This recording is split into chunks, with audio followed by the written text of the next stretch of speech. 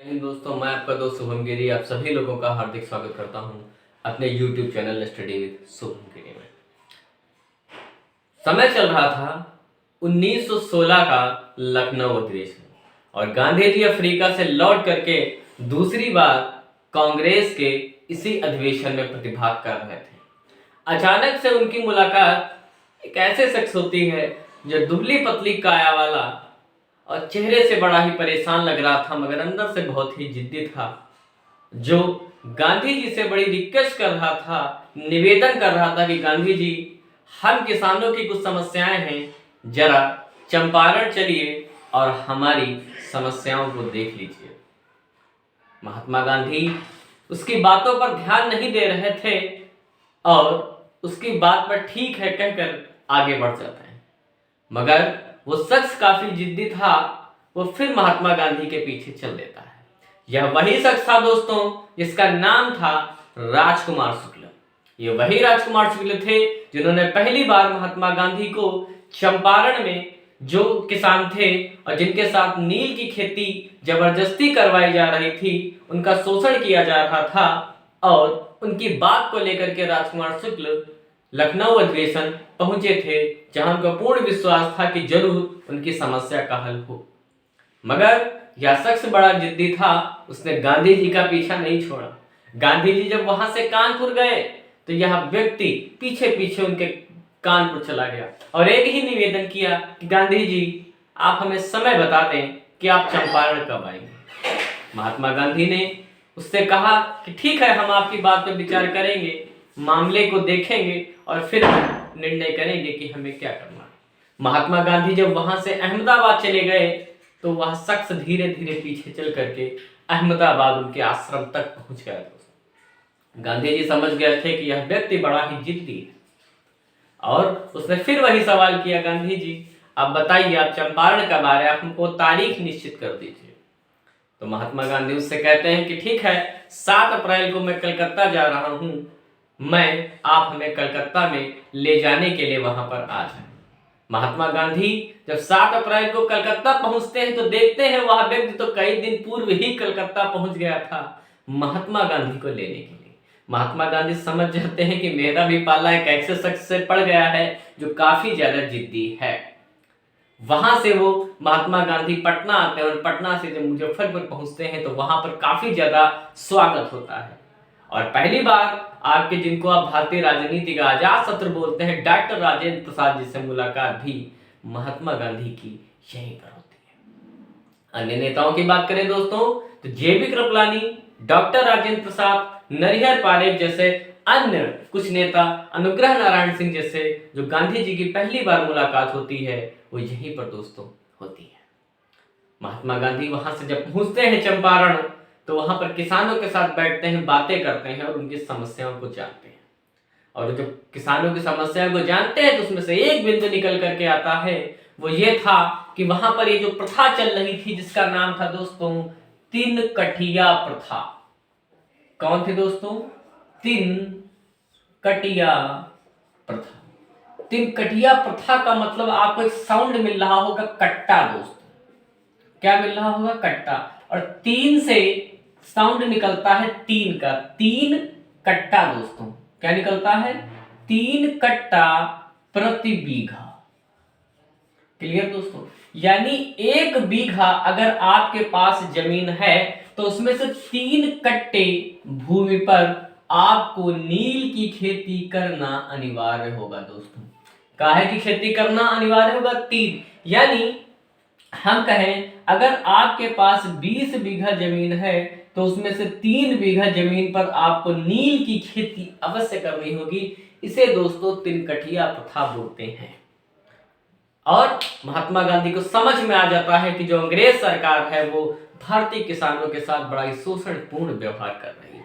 और नील की खेती दोस्तों इसलिए किसान नहीं करना चाहते थे क्योंकि अगर आप बिहार, बंगाल और उत्तर प्रदेश का हमारा मैदान देखेंगे दोस्तों तो इस गंगा यमुना के मैदान में जो चावल की खेती होती है वो बहुत ही अत्यधिक मात्रा में होती है और इससे किसानों को बहुत ज्यादा फायदा होता है।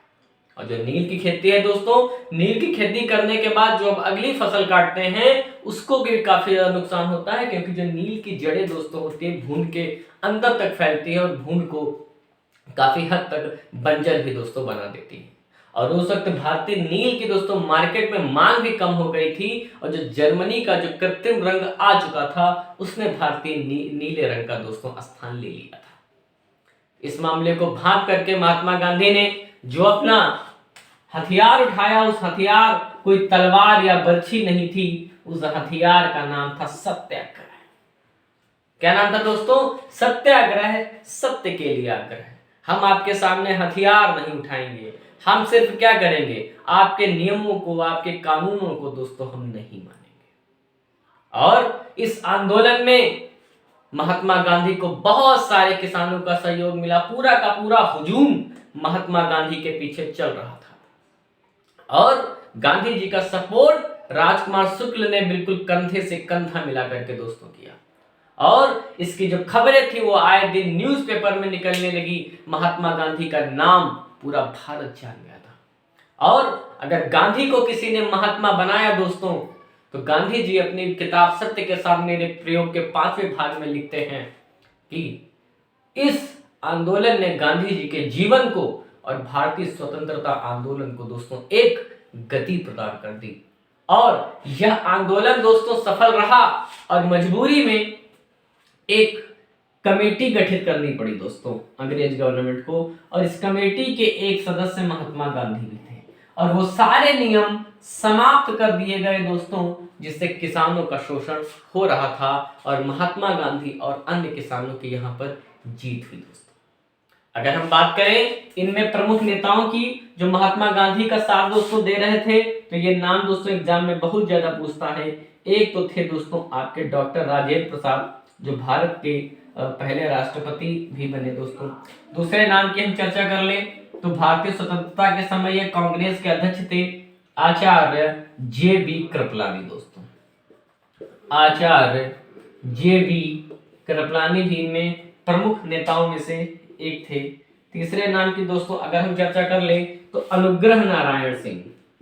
अनुग्रह नारायण सिंह का भी नाम दोस्तों आप जरूर सुनते होंगे। तो ये नाम दोस्तों सभी आपको बहुत ही याद करने की जरूरत है। ब्रज किशोर जी इनमें प्रमुख नेता थे, जिन्होंने किसानों की आवाज को आगे जो है बढ़ाने का दोस्तों काम किया। 5वें नंबर पर अगर हम बात करें तो ये सारे नाम दोस्तों आप याद रखिएगा। महादेव देसाई, इनका भी नाम आपके एग्जाम में कई बार पूछा है, महादेव देसाई। और नंबर 6 पर आपके आते हैं नरहरि पारेख। इसके अतिरिक्त भी बहुत सारे नेता थे दोस्तों, ठीक है, मगर हमने कुछ प्रमुख नेताओं के नाम भी लिखे। नरहरि पारेख, ये कुछ प्रमुख ऐसे 6 नेता थे जिन्होंने महात्मा गांधी से पहली बार मुलाकात भी दोस्तों इन्होंने की और इस आंदोलन में बढ़ चढ़ करके हिस्सा लिया। और गांधी को अगर किसी ने महात्मा बनाया तो किस आंदोलन ने बनाया दोस्तों? इसी आंदोलन ने बनाया। और इस आंदोलन की सफलता के बाद रविंद्रनाथ टैगोर ने दोस्तों कहा था गांधी जी को, ये तो महान आत्मा है। ये कौन है दोस्तों? ये तो महान आत्मा है, अर्थात ये तो महात्मा है। तो अगर आपसे कभी एग्जाम में सवाल पूछे कि गांधी जी को महात्मा की उपाधि कब और किसने दी थी, तो याद रखिएगा महात्मा गांधी को महात्मा की उपाधि सर्वप्रथम रविंद्रनाथ टैगोर साहब ने दी थी, और ये इनकी चंपारण सत्याग्रह की सफलता के कारण दोस्तों दी थी। एक पॉइंट में और आपको यहाँ से बताना चाहूंगा कि जो महात्मा गांधी ने पहली बार सत्याग्रह का प्रयोग किया वो चंपारण में नहीं किया था, ये इन्होंने दूसरी बार प्रयोग किया था। पहली बार जो इन्होंने दोस्तों प्रयोग किया था वो जोहान्सबर्ग में किया था। कहाँ किया था? जोहान्सबर्ग में। जोहान्सबर्ग दोस्तों आपका दक्षिण अफ्रीका में पड़ता है, ठीक है। अगर एग्जाम में सवाल पूछे कि महात्मा गांधी ने सर्वप्रथम जो सत्याग्रह का प्रयोग किया कहाँ किया, तो दोस्तों दक्षिण अफ्रीका के जोहान्सबर्ग में किया था भारतीयों के लिए। और दूसरी बार या कहें पहली बार भारत में सत्याग्रह का प्रयोग किया दोस्तों, तो कहाँ किया? चंपारण में दोस्तों किया, ठीक है। आज की वीडियो दोस्तों कैसी लगी कमेंट करके हमें जरूर बताइएगा। और आपने हमारी वीडियो को अंत तक देखा इसके लिए बहुत बहुत आभार, और नोट्स बनाते रहे भाई टॉपिक वाइज, ठीक है दोस्तों। तो चलिए दोस्तों आगे की बातों को हम कल फिर मिलेंगे नए टॉपिक में नए वीडियो के साथ। और अंत में यही निवेदन है कि प्लीज अगर अभी तक आपने हमारे चैनल को सब्सक्राइब नहीं किया तो प्लीज सब्सक्राइब करें और हमारे परिवार स्टडी विद सोहम गिरी का हिस्सा लगे। और लाइक करना बिल्कुल भी ना भूलें और शेयर करना बिल्कुल भी ना भूलें। कल फिर मिलेंगे दोस्तों एक नए वीडियो में नए टॉपिक के साथ। तब तक मेरे साथ बोले दोस्तों, जय हिंद।